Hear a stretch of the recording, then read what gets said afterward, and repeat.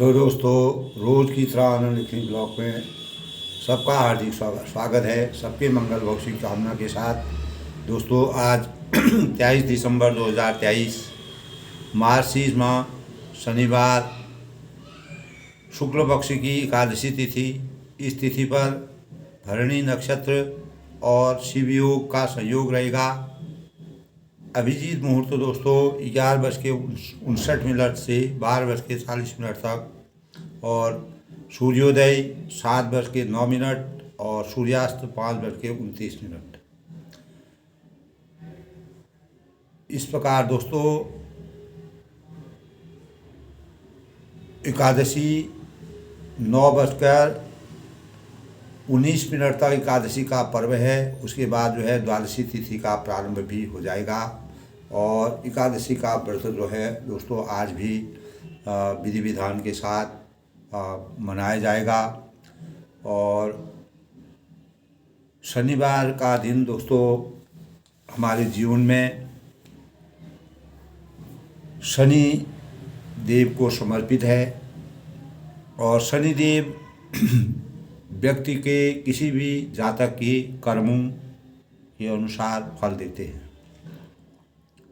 शनि को प्रसन्न करने के लिए पूजा व्रत उपासना करने का विधान है और शनि की साढ़े साथी हमारे जीवन में दोस्तों 3 बार हर जातक की जीवन में आती है और शनि की साढ़े साथी के दौरान अनेक प्रकार के शुभ और अशुभ दोनों प्रकार के कार्यों होते हैं। अशुभ कार्यों को, अशुभ भावों को, अशुभ फलों को समाप्त करने के लिए, नकारात्मक ऊर्जा को समाप्त करने के लिए हमको शनिदेव का व्रत रखना चाहिए।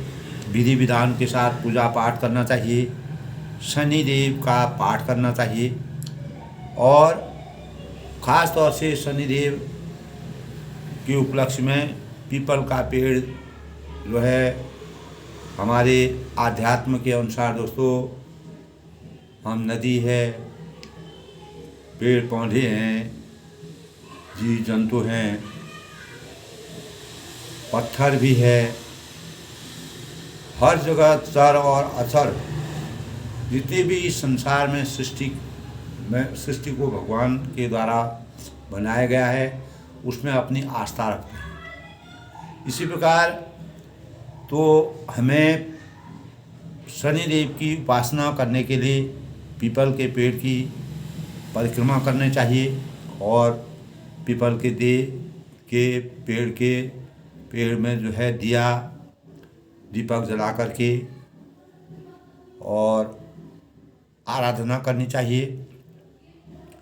और अनेक प्रकार के लोहे से संबंधित चीज़ें उस दिन शनिवार को नमक कम खाना चाहिए, नमक खरीदना नहीं चाहिए और लोहे की चीज़ों को भी नहीं खरीदना चाहिए। काली उड़द की दाल और काले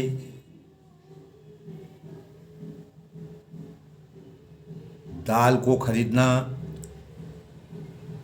और काले रंग के जूते इत्यादि शनिवार को नहीं खरीदना चाहिए। शनि पूजा को सार्थक करने के लिए हनुमान चालीसा का पाठ करना बहुत ही शुभ कार्य माना जाता है, क्योंकि शनिदेव इस कलयुग में दोस्तों शनि और सूर्यदेव ही, हनुमान देव ही ऐसे हैं जो कलयुग के प्रभावों को समाप्त करते हैं और हमारे जीवन में अनेक प्रकार की नकारात्मक ऊर्जा को सकारात्मक ऊर्जा में परिवर्तित करते हैं।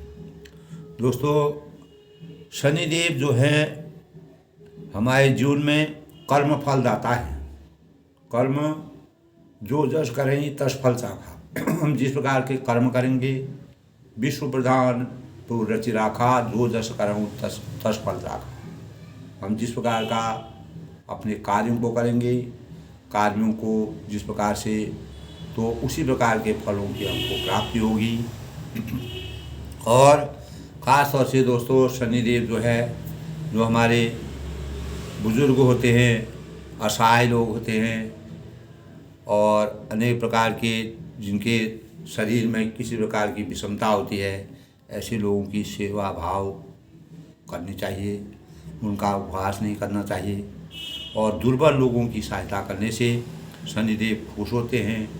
और जानवरों का, जो जानवर होते हैं, चाहे वो कुत्ता हो, गाय हो, और ख़ास तौर से जो काला कुत्ता होता है उसको कुछ भी खिलाइए शनिवार के दिन, तो वह शुभकारी माना जाता है।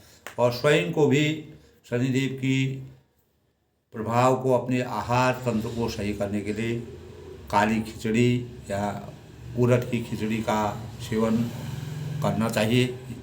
इससे हमारे शरीर में शांति का आभास होता है। ऐसा हमारे विज्ञान भी इस बात को मानेगा और शरीर हमारा हल्का रहेगा और अनेक प्रकार के हमारे अंदर सकारात्मक भावों का प्रवेश होगा।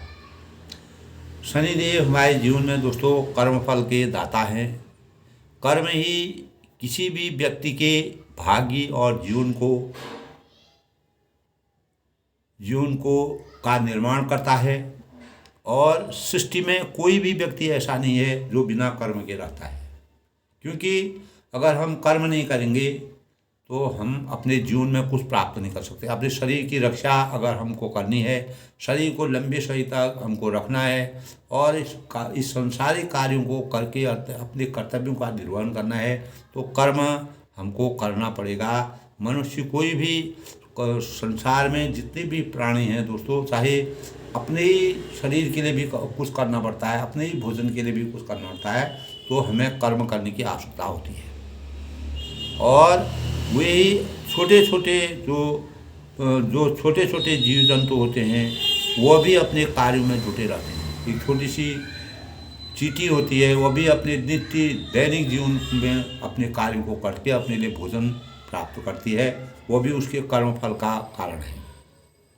अच्छे कर्म करने के लिए दोस्तों मानव जीवन 84 लाख योनियों में, जैसे कि हमारे शास्त्रों की मर्यादा के अनुसार बताया गया है कि मानव जीवन बहुत ही अमूल्य जीवन है।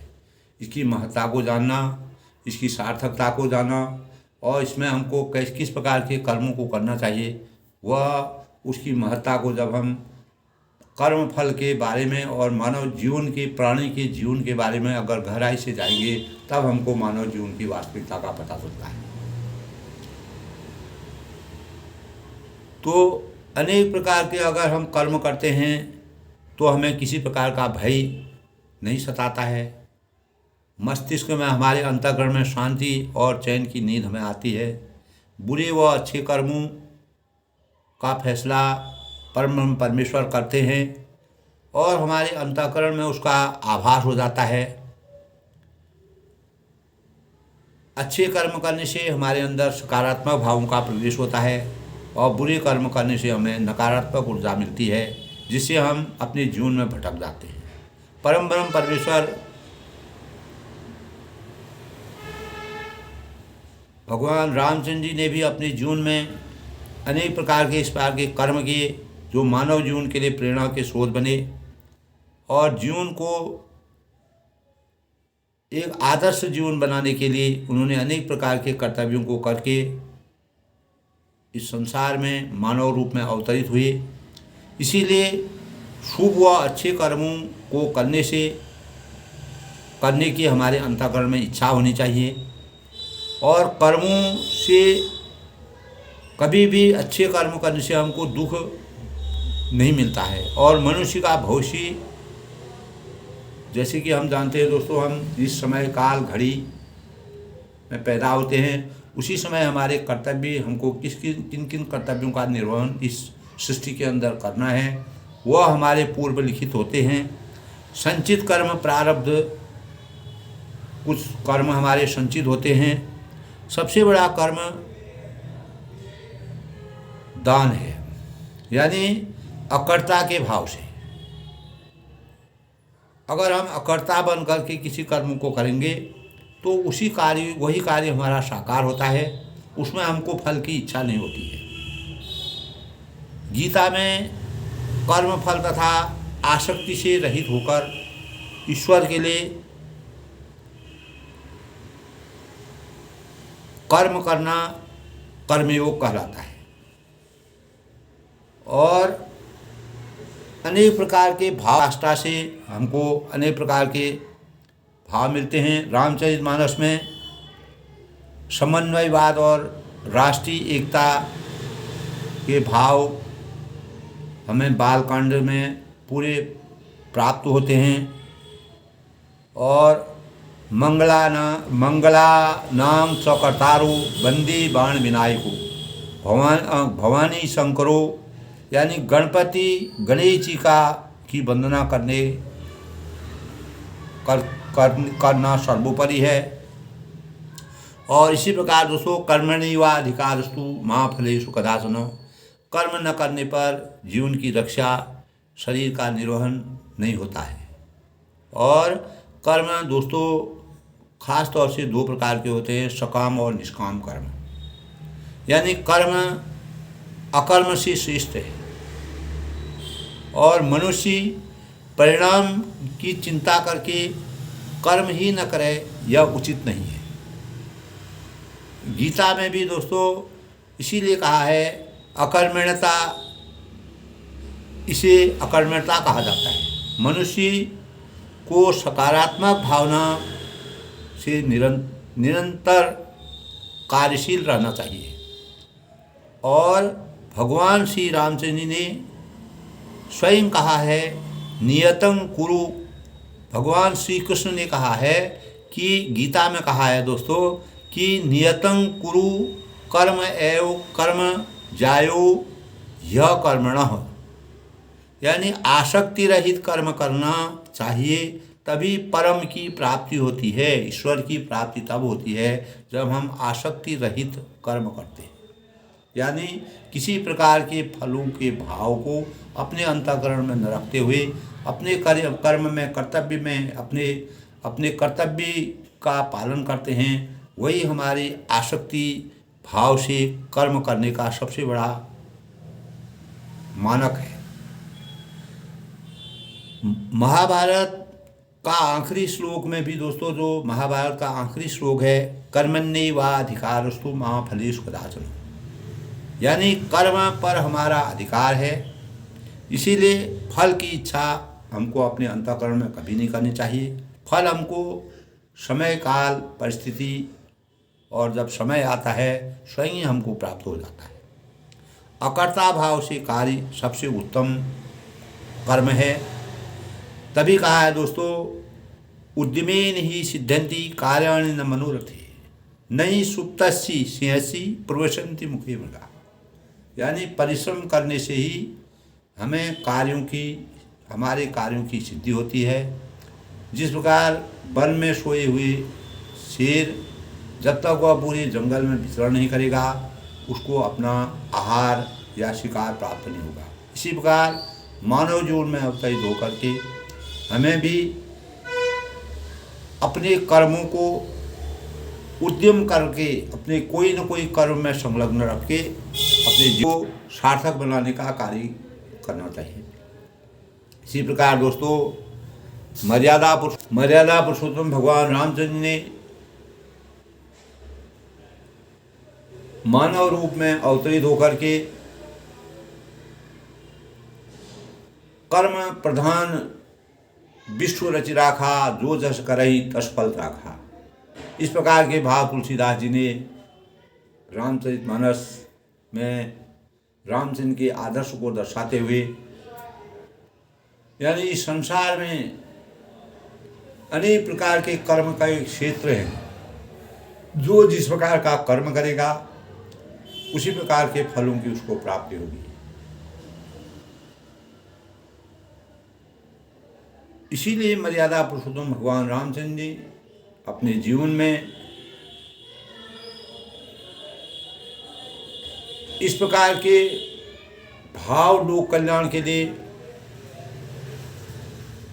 प्रेरित किए। उन्होंने आसक्ति और कर्म फलों की इच्छा से विपरीत काम किए, यानी किसी प्रकार के कर्मों की इच्छा अपने अंतःकरण में नहीं रखी।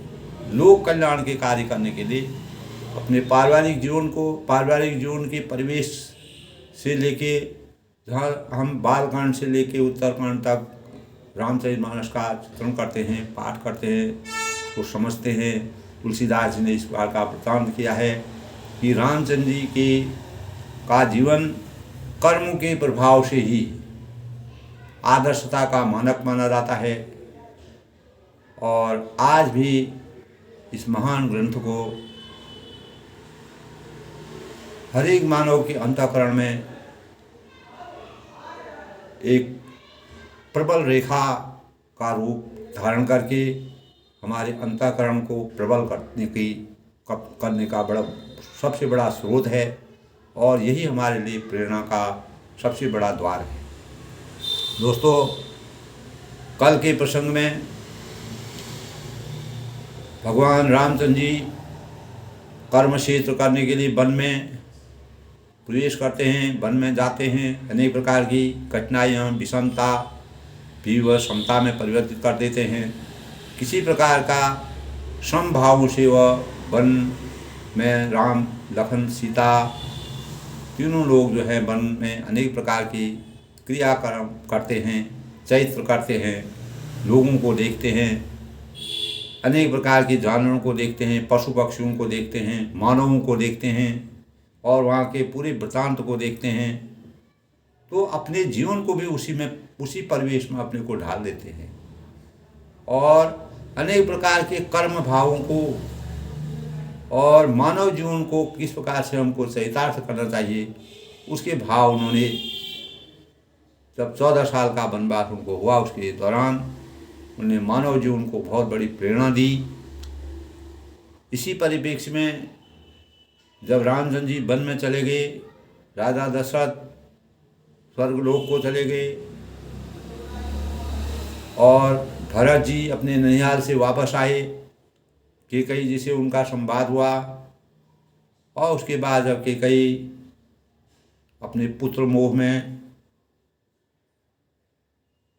एक प्रकार से भावुक थी और राजयोग की प्रबल इच्छा थी और पुत्र मोह के कारण वह राजयोग का भोग करना चाहती थी, लेकिन भरत जी अपनी माता के एकदम विपरीत उनका चरित्र था।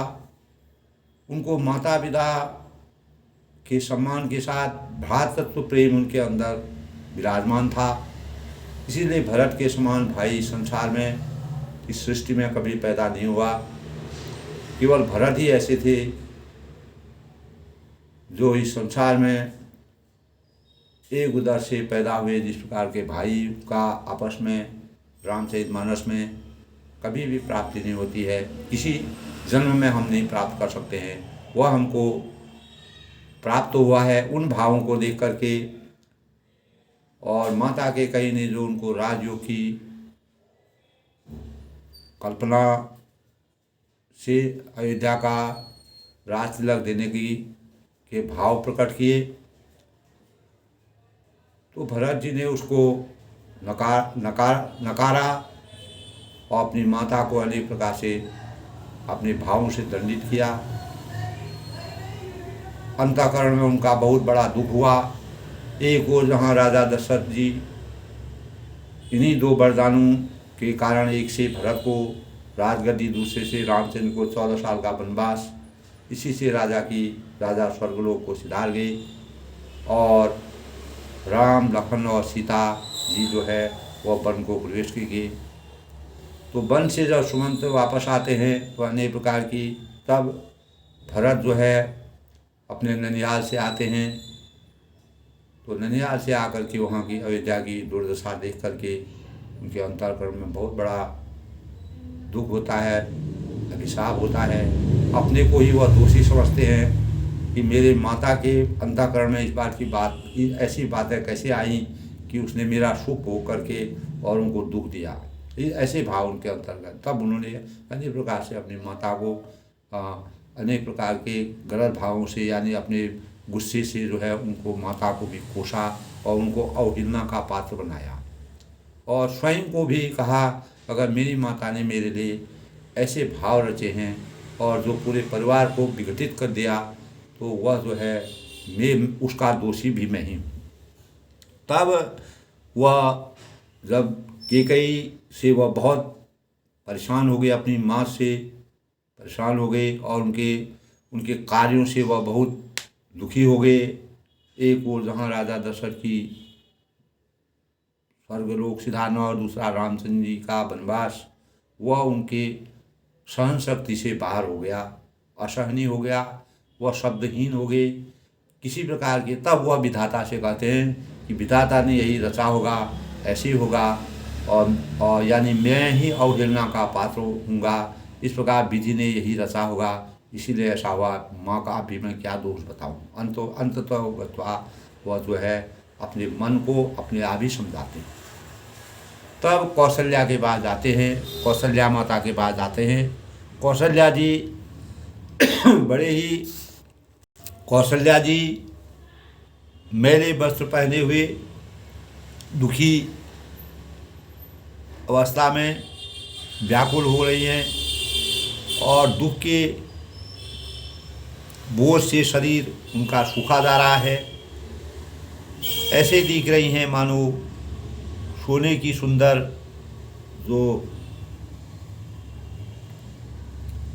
कल्पलता को, जैसे वन में जो है लता जो है सोने के समान सुंदर जो कल्पलता है, उसको वन में पाला मार गया, यानी का एहसास उनको हो गया। उनके भावों से, उनके व्यक्तित्व से और उनके शरीर से, उनके शरीर में पूरी मलिनता थी, दुखी थी, व्याकुल हो गई थी, क्योंकि राजा का स्वर्गवास हो गया और दूसरी तरफ रामचंद्र जी का वनवास हो गया, तो उसी में वह व्याकुल थी। तब उन्होंने जो है ऐसा इस प्रकार का जब भरत जी ने कौशल्या जी को भी देखा, भरत ही देखी मातु उठिताई, मूर्छित अवनि परी जयवाई, देखत भरतु विकल भय भारी, परे चरण तन दशा विषारी। तब भरत जी को देखते ही माता कौशल्या उठ दौड़ी, यानी जैसे ही भरत जी को देखा उन्होंने, बहुत समय के बाद भरत जी से उनका मिलन हो रहा था और चक्कर आ जाने से मूर्छित होकर पृथ्वी पर गिर पड़ी। और यह देखते ही भरत जी बड़े व्याकुल हो गए। देखा तो भरत विकल भय भारी, बहुत व्याकुल हुए। परे चरण तन दशा विसारी, और शरीर की सुध भुलाकर चरणों में गिर पड़े। उन्होंने अपने शरीर की सुध में कहाँ हूँ क्या हूँ, उनके चरणों में गिर पड़े कि मतलब अपने को दोषी समझ रहे हैं, मेरे कारण माताएं भी इतना परेशान हो गई हैं। माँ तो तात कहाँ देह दिखाई, कहाँ सिया राम लखन दो भाई, के कई कद जन्मी जग माया माझा, जो जन्मी न गई कहा है न बांझा। तो अभी भी वह अपनी माता को कोस रहे हैं। क्या कह रहे हैं? माँ तो तात कहाँ देह दिखाई, यानी फिर बोले वो क्या बोले कौशल्या जी से, माता पिताजी कहाँ हैं, उन्हें दिखा दें। सीता जी तथा मेरे दोनों भाई श्री राम लक्ष्मण कहाँ हैं, उन्हें दिखा दें। कि कई जगत में क्यों जन्मी, तब अपनी माता से कहते हैं कि संसार में के कई ने क्यों जन्म लिया, और यदि जन्मी तो फिर बाँझ क्यों न हुई। वो कहते हैं कि उनसे पुत्र ही नहीं होता तो आज ये समय ही नहीं आता, इस प्रकार का नहीं होता तो उनको बाँझ, जिसका बाँझ से कोई संतान पैदा नहीं होती है, उसी प्रकार वह कैकई के लिए सोच रहे हैं कि अगर वह बाँझ होती तो मैं मतलब कोई पुत्र ही नहीं होता तो मैं आज अवहेलना का पात्र नहीं बना। इस प्रकार के भाव वो कौशल्या जी से बोलते हैं। कहते हैं कुल कलंक जही जन्म हूँ मोही, अब जस भाजन प्रियजन रोही, को त्रिभुवन मोही सरिस अभागी, गति सितोरी मातु जही लागी। कैकई ने एक तरफ से जो पुत्र मोह के लिए जो किया था वह भरत जी के बिल्कुल उल्टा था, विपरीत था। भरत जी ऐसा मन वचन और कर्म से बिल्कुल भी नहीं, कतई नहीं सोचते थे। उनको उनके द्वारा मांगे हुए वरदानों से बहुत ही वह दुखी हुए। तब वो कहते हैं कुल कलंक जो ही जन्म मोही, जिसने कुल के कलंक अपयश के भाड़े और प्रियजनों के द्रोही मुझ जैसे पुत्र को उत्पन्न किया। अपने आप अपने को दोषी मान रहे हैं। और को त्रिभुवन मोही सरिस अभागी, इस संसार में तीनों लोकों में, त्रिभुवन तीनों लोकों में मेरे समान अभागा कोई नहीं होगा। गति ऐसी तोरी मातु जहीं लागी, जिसके कारण हे माता तेरी यह दशा हुई। जिस प्रकार मतलब कौशल्या जी जो है बहुत ही दुखी थी, व्याकुल थी, उनका मुंह सूख गया था, पुराने वस्त्र उन्होंने पहने थे, मलिन अवस्था में थी। तो भरत जी बहुत ही दुखी हुए कि मेरे कारण इनको भी इस प्रकार का दुख मिला। तो पितु सुरपुर बन रघुबर केतु, मैं केवल सब अनरथ हेतु, दिक मोहि भयऊँ बेनु बन भा आगी, दुसह दाह दुख दूषण भागी। फिर वह कहते हैं कि पिताजी स्वर्ग में है, पितु सुरपुर वन रघुबर केतु और श्री रामचंद्र जी वन में हैं, मैं केवल सब अनरथ हेतु। केतु के समान, जिस प्रकार राहु केतु होते हैं, अनेक अच्छे भावों की ग्रहों की उनकी दृष्टि होती है। केतु जो है उन अनेक कार्यों में हमारे विपरीत असर डालते हैं। इसी प्रकार केतु के समान केवल मैं ही इन सब अनर्थों का कारण हूँ। अपने को ही कोसते हैं, मैं ही अपयश का भागी हूँ, मेरे कारण ही यह सब हुआ है, भगवान ने ही रचा होगा। और विधाता को भी कोसते हैं, खुद को भी भोगते हैं कि इस प्रकार का क्यों हुआ, अपने को ही उसका अवहेलना का पात्र बता रहे हैं। और कहते हैं दुसहदा दुख दूषण भागी, दिग मोही भयऊँ बेनु बन आगी।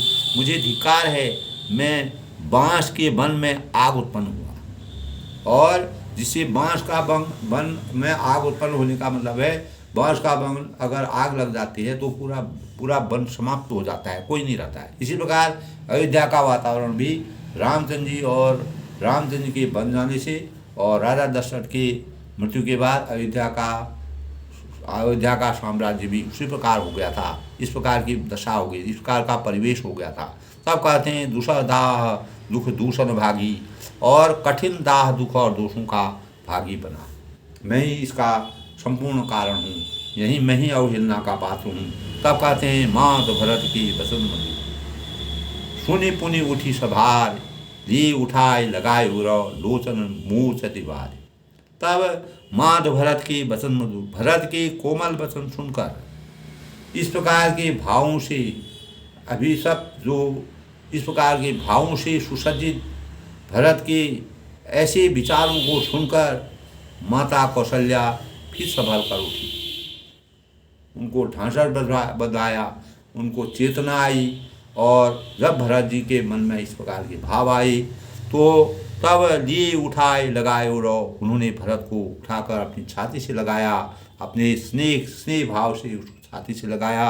और उर्लोचन मोचन बारी, और नेत्रों में आंसू आने लगा। अनेक प्रकार से जो है, जिस प्रकार शोक की जब लहर होती है उस समय आदमी के आँखों में आंसू आ जाता है, या कभी कभी दोस्तों सुख में भी आंसू आते हैं, कभी परेशानी में भी आंसू आते हैं। अनेक कारण होते हैं, अनेक भाव होते हैं, मन के अलग अलग भाव होते हैं। उसी अनुसार हमारे इंद्रियां भी काम करने लगती हैं। जिस प्रकार का परिवेश होता है उसी प्रकार हमारी इंद्रियों को भी कार्य करते हैं। तो वैसे ही भाव भरत जी के बहुत ही दुखी थे। तब सरल सुभाय पाय हित लागी, अति हित मनऊ राम फिर आई, भेटऊँ बहुरी लखन लघु भाई, शोभ स्नेह न हृदय समाई। तब सरल स्वभाव वाली माता कौशल्या जी बड़े प्रेम से भरत जी को शादी से लगा लिया। और मानो श्री राम जी को ऐसा लग रहा था कि उन्होंने श्री राम जी का स्नेह उन्हीं के अंदर आ गया हो, रामचंद्र जी उनको प्राप्त हो गए हों, फिर वह लौट कर आ गए हों, ऐसा उन्होंने एहसास किया अंतःकरण से। भेटऊँ बहु लखन लघु भाई, और लक्ष्मण के छोटे भाई शत्रुघ्न को हृदय से लगाया, दोनों को अपने हृदय से लगाया। जिस प्रकार राम और लक्ष्मण थे उसी प्रकार भरत और शत्रुघ्न को भी वह बहुत ही स्नेह करती थी। शोक स्नेह हृदय समाई, शोक और स्नेह हृदय में समाता नहीं था। इस प्रकार का एक तरफ से उनको शोक था, रामचंद्र जी वन में चले गए, सीता चली गई, लक्ष्मण गए और राजा का स्वर्गवास हो गया। तो उनके अंतःकरण में अपार बहुत बड़ा शोक, भयंकर शोक हो गया।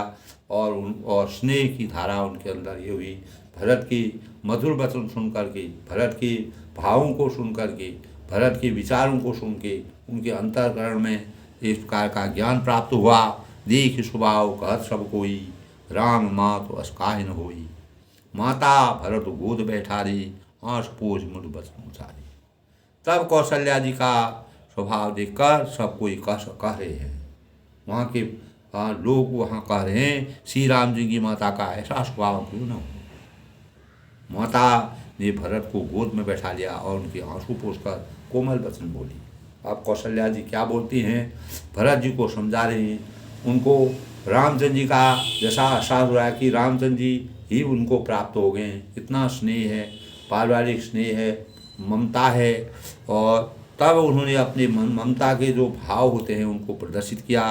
क्या कह रही हैं, अजहूँ वत्स बलि धीरज धरऊँ, कुसुमय समुद्र शोक परिहरऊँ। फिर भी वह ये कहती हैं कि अजहूँ वत्स बलि धीरज धरऊँ, हे वत्स, हे पुत्र, मैं बलैया लेती हूँ, तुम्हारी बलैया लेती हूँ और तुम अब भी धीरज धरो।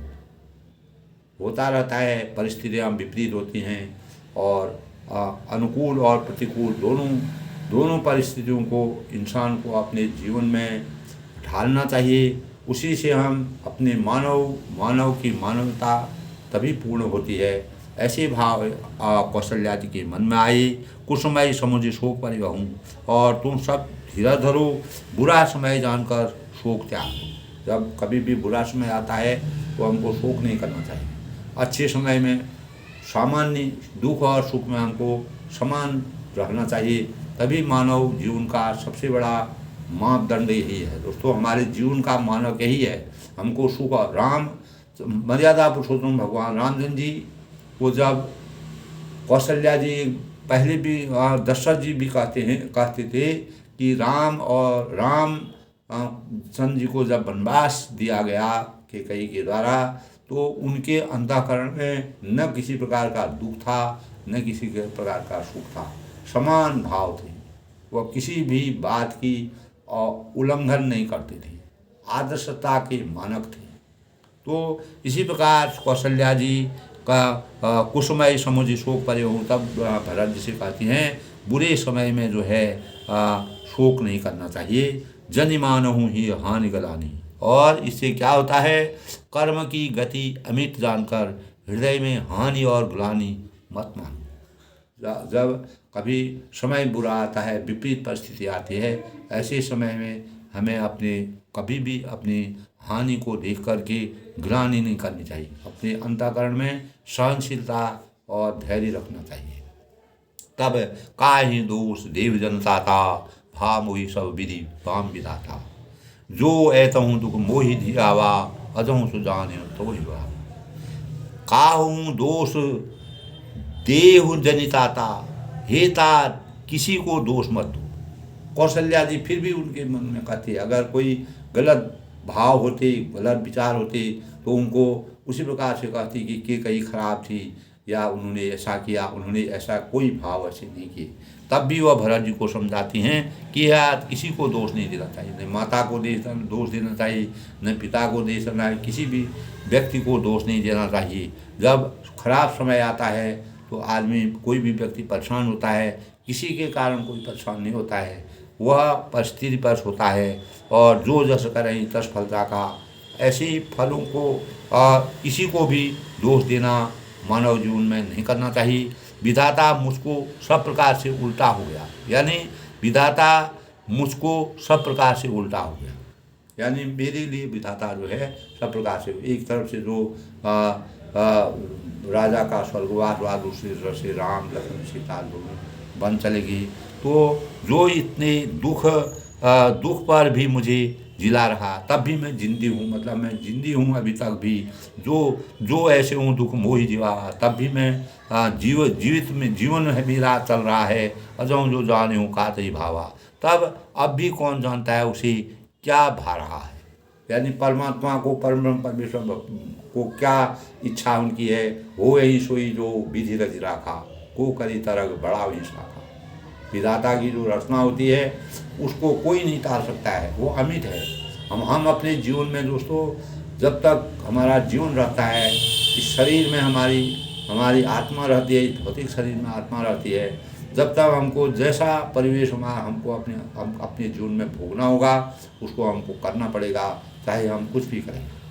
और अगर हमारे कर्म अच्छे होंगे, हमारे कार्य अच्छे होंगे, हमारे अंतःकरण में अच्छे भाव होंगे और तो निश्चित ही हमारा जीवन अच्छा रहेगा। सम और विषम परिस्थिति में हमको अपने को समान रख कर के कार्यों को करना चाहिए, अपने कर्तव्यों का निर्वहन करना चाहिए।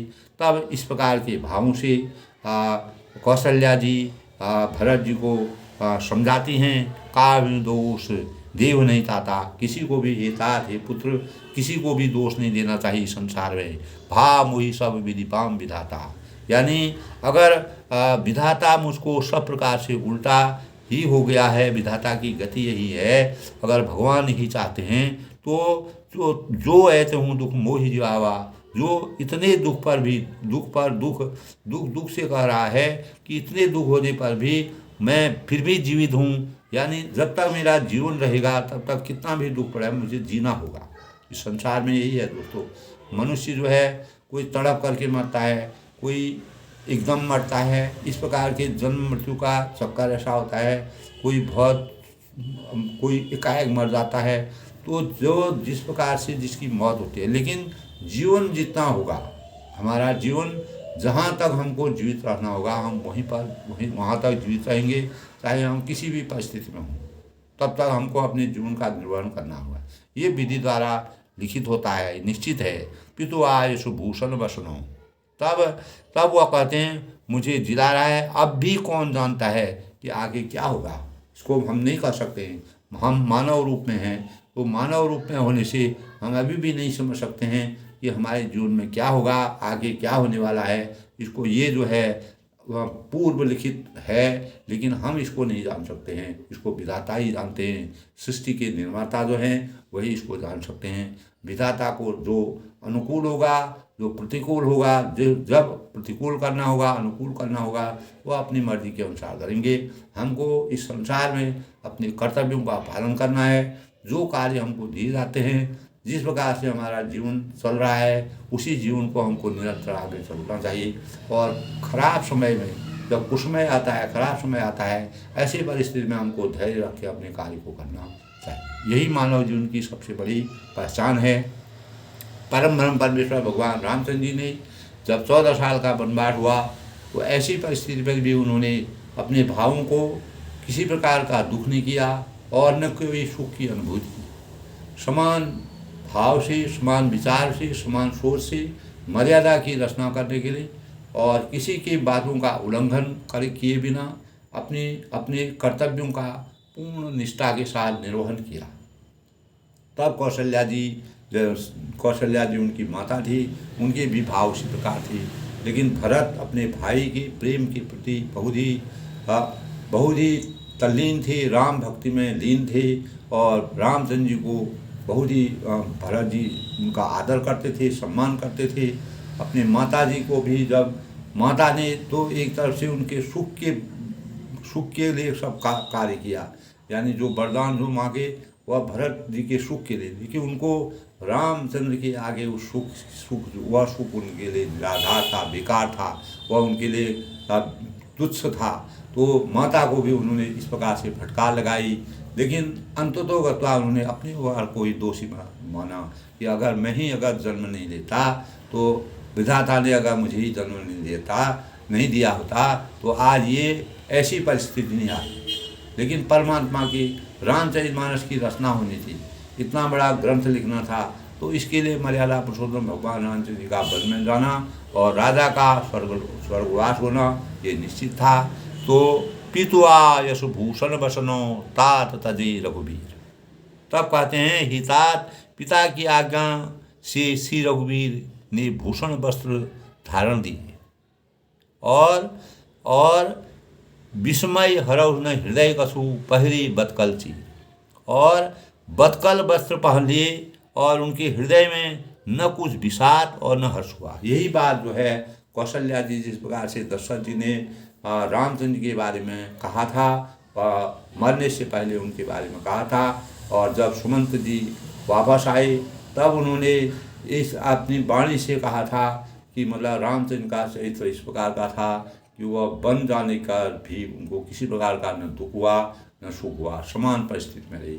यही भाव कौशल्या जी के मन में भी आ रहे हैं। वह भी यही बात कर रहे हैं, पितुआ यशु भूषण वसनो, पिता की आज्ञा का परिपूर्ण रूप से परिपालन करते हुए तात तजे रघुबीर, तब भूषण वस्त्र त्याग दी। उन्होंने जो जो आभूषण थे राजमहल के जो उनकी वो थे, तब कैकेयी ने उनको वरदान दिया था कि 14 साल का वनवास जो आप भोगेंगे, जो परिपूर्ण करेंगे उसको, तो वह मुनि वेश में करेंगे, मुनियों के रूप धारण करके करेंगे। क्योंकि राज योग तो मतलब राज योग तो उन भरत जी को दिया था, यानी युवराज जो है उन्होंने भरत जी को बनाया था। इसीलिए उन्होंने कहा कि 14 साल के वनवास के दौरान आप मुनि वेश में रहेंगे, बतकल वस्त्र में रहेंगे, मुनि के वेश में रहेंगे। और हे तात, पिताजी की आज्ञा से रघुवीर ने इस प्रकार के वस्त्र पहने और बतकल वस्त्र पहन लिए। उनके हृदय में न कुछ विषाद हुआ, न उनके हृदय में कोई दुख हुआ और न सुख की अनुभूति। समान परिस्थिति में उन्होंने अपने पिता की आज्ञा का पालन किया, किसी भी बात का उल्लंघन नहीं किया। इसी प्रकार हमको उन्होंने भरत जी को रामचंद्र के चरित्र के बारे में पूरा वृत्तांत बताया और पूरे भावों से भरत जी को समझाया। ऐसे कुसुमय समय में या ऐसे कुसुमय के समय में कभी भी शोक नहीं करना चाहिए, धैर्य धारण करना चाहिए। जिस प्रकार रामचंद्र जी ने इस मर्यादा की रचना करने के लिए अनेक प्रकार के 14 साल के वनवास को धारण करके मानव कल्याण और देवता, मुनि, ऋषि मुनि और अनेक प्रकार की विद्वान प्रजा और दुखी जो प्रजा थी, वन में अनेक प्रकार से जो व्याकुल लोग थे, जो परेशान थे, व्यथित थे, उनके उत्थान के लिए राक्षसों का अंत करके, उनका उत्थान करके 14 साल के वनवास के दौरान पूरा मानव जीवन में जिस प्रकार के कार्य किए जाते हैं, परमार्थ के कार्य करके अपने जीवन को आदर्शता का प्रतीक बनाया। इन्हीं भावों से प्रेरित होकर के कौशल्या जी भरत जी को पूरा सम्मान से और उनको आदर से और उनको अपने रामचंद्र जी का जैसा उनके ऊपर स्नेह दर्शाते हैं और उनके लिए सब बराबर हैं। और कोई यानी रामचंद्र जी का ही स्नेह भरत जी को मिल रहा है। उन्होंने कहा कि ना अपनी माता को दोष दीजिए, किसी का कोई दोष नहीं है, जो होने का हूँ दोष देव नहीं भाता, किसी को भी दोष नहीं देना चाहिए। ताता भा मोहि सब विधि वाम विधाता, जब विधाता वाम हो जाते हैं यानी विपरीत हो जाते हैं, तो ऐसे समय में इस प्रकार की रचनाएं होती हैं, इस प्रकार के कार्य होते हैं। जो है तो दुख मोहि सियावा, अभी भी मैं जब इतना दुख भोगने पर भी मैं जिस प्रकार से जीवित हूँ और जीवित हूँ, अजहूँ सो जाने हूँ ते हूँ भावा, यदि अब भी कौन जानता है आगे क्या होगा।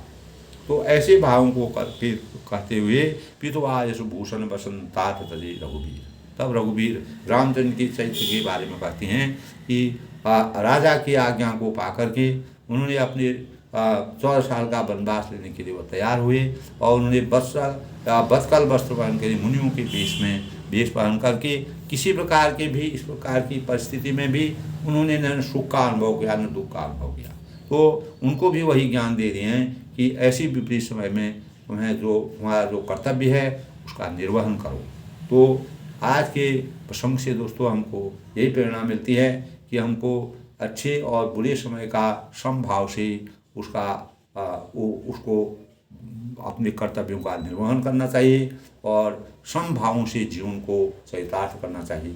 यही सबके मंगल भविष्य की कामना के साथ भरत जी के भातृ प्रेम को सजीव रखने के लिए, हमेशा चरितार्थ रखने के लिए प्रत्येक मानव को उनके आदर्शों, रामचंद्र के आदर्श और भरत जी के आपसी आदर्शों के भावों को अपने मस्तिष्क में रखे इस सृष्टि की रचना को बनाए रखने के लिए अपने जीवन को चरितार्थ करना चाहिए। सबके मंगल भविष्य कामना के साथ सबको नमस्कार।